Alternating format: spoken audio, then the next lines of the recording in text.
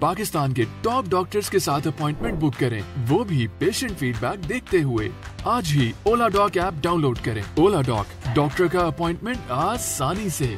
अस्सलाम वालेकुम, मेरा नाम डॉक्टर दानिशुर रहीम है। मैं माहिर अमराज नाक कान हलक का डॉक्टर हूँ। मैंने MBBS डॉ मेडिकल कॉलेज से की है और अपनी FCPS की ट्रेनिंग सिविल हॉस्पिटल कराची से की है। उसके बाद अनम हॉस्पिटल के अंदर पिछले 1 साल से माहिर अमराज नाक कान हलक का डॉक्टर हूँ और वहाँ पर मैं खिदमत अंजाम दे रहा हूँ। आज मैं आपको कॉमन कोल्ड की वजूहात और इससे बचाव के लिए एहतियाती तदाबीर के ऊपर मैं आपको इसके बारे में बताता हूँ। कॉमन कोल्ड हमारे माशरे में बहुत कॉमन है। ये एक तरह से हमारे माशरे में हर दूसरे शख्स को एक समझें कि एक बीमारी समझी जाती है कि छींके आना, नज़ला ज़ुकाम होना, नाक बंद हो जाना। तो अमूमन ये होता है क्योंकि हम लोग जिस जगह रहते हैं कराची के अंदर, यहाँ पर इसका जो एनवायरनमेंट है वो थोड़ा सा ह्यूमिड है, मतलब हम लोग समंदर से करीब होते हैं। तो समंदर की जब हवाएँ चलती हैं यहाँ पर, उससे नमी का तनासुब बहुत ज़्यादा रहता है, जिसकी वजह से ये जो चीज़ है कॉमन कोल्ड, ये हमारे पास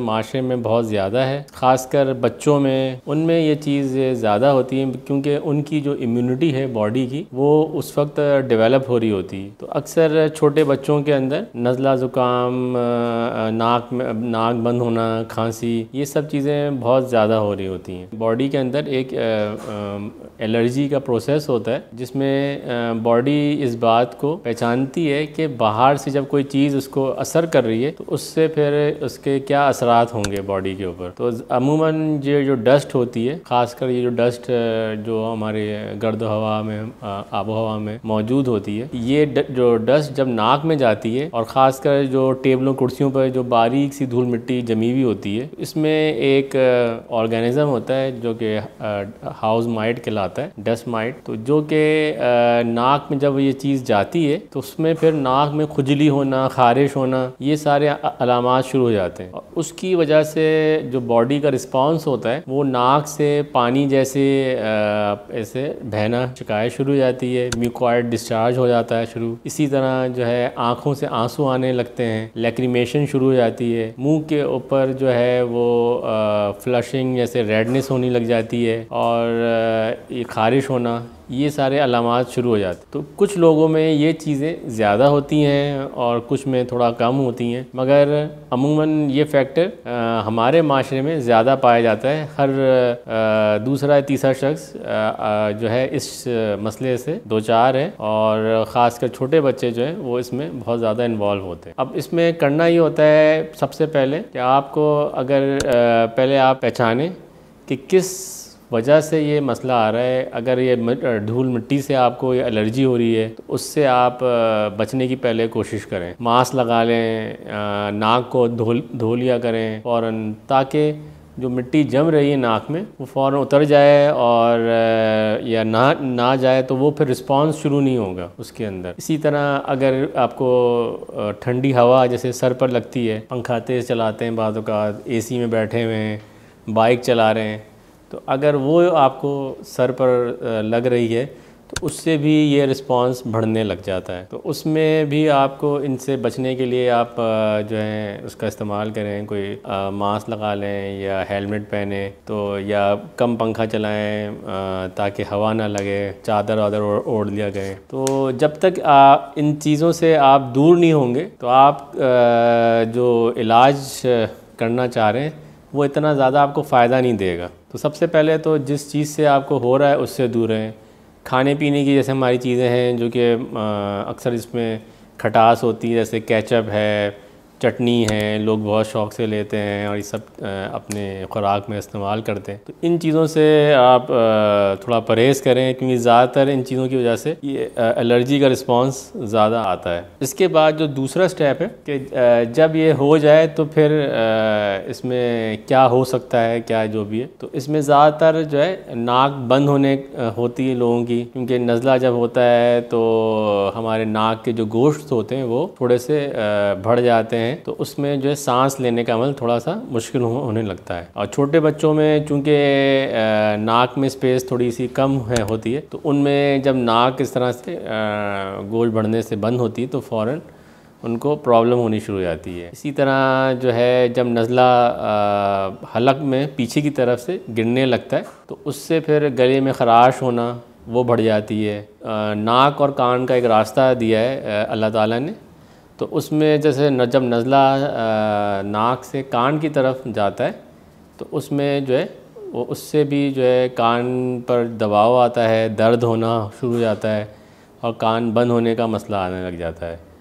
तो एक छोटे से प्रॉब्लम की वजह से आपको इतने सारे प्रॉब्लम्स आने लग जाते हैं। अब इसमें जो है हमारे पास मार्केट में बहुत सारी चीज़ें हैं, तो इसमें जब आपको इस तरह से हुआ करे तो सिंपल जो है आप एंटी एलर्जिक्स जो भी आपको सूट करती हूँ, जिससे आपको कम नींद आती हो, वो आप फ़ौरन ले लें, ठीक है। साथ ही साथ नाक को खोलने के लिए स्प्रेज़ होते हैं हमारे पास, तो लेकिन इससे ज़्यादा अच्छा ये कि आप स्टीम का इस्तेमाल करें। गर्म पानी उसमें किसी चीज़ में करके और थोड़ा सा लौंग उसमें डालकर उसका भाप लें, तो उससे भी आपको काफ़ी अच्छा और सूदिंग इफ़ेक्ट मिलेगा। तो एंटी एलर्जिक्स लें, नाक में से उसमें भाप से पानी लें, ठीक है। साथ ही साथ जो है इसके अलावा आप जो है अगर इसमें दूसरी चीज़ें हो रही हैं जैसे सूदिंग इफ़ेक्ट चाह रहे हों तो खांसी का शरबत साथ साथ ले लें, ताकि गले में जो ख़राश हो रही है वो कम से कम हो जाए, ठीक है। क्योंकि अगर आप ये चीज़ बर वक्त नहीं करते तो चूँकि इससे जो दूसरे मसले हैं जैसे कान में प्रॉब्लम होनी शुरू हो जाती है, कान में दर्द होने लग जाता है, सर में दर्द होने लग जाता है, तो साइनोसाइटिस का अमल आ जाता है। इसी तरह अगर रेशा बल्क सीने पे गिरता है तो चेस्ट इन्फेक्शन होना शुरू हो जाता है, ठीक है। तो इससे जब इन्फेक्शन बढ़ता है तो फिर उसमें आपको एंटीबायोटिक का रोल लेना पड़ता है। तो जब एंटीबायोटिक फिर आप लेते हैं तो वो फिर ट्रीटमेंट कम से कम फिर आपको हफ्ता 10 दिन लेना पड़ता है, तो फिर उससे फिर आपको रिलीफ मिलना शुरू हो जाता है।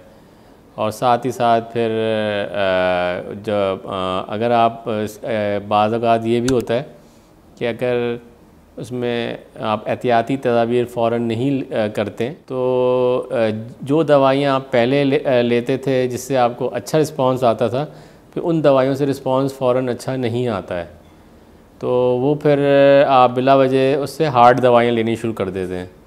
तो एक तरह से जो फिर एंटीबायोटिक का जो है रेजिस्टेंस होना शुरू हो जाता है। तो आजकल जो है हमारे माशरे में ये भी बहुत है कि एंटीबायोटिक, हल्की एंटीबायोटिक असर नहीं करती, फिर हमें स्ट्रॉन्ग एंटीबायोटिक लेनी पड़ जाती है। तो इसलिए नज़ला हो तो उससे में आप फ़ौरन ही अपने सारे एहतियाती तदाबीर का स्टार्ट कर दें, ताकि ज़्यादा से ज़्यादा कॉम्प्लिकेशंस ना हो उसमें और जल्द से जल्द उसमें बेहतरी हो जाए। अब इसमें बाद औक़ात जो है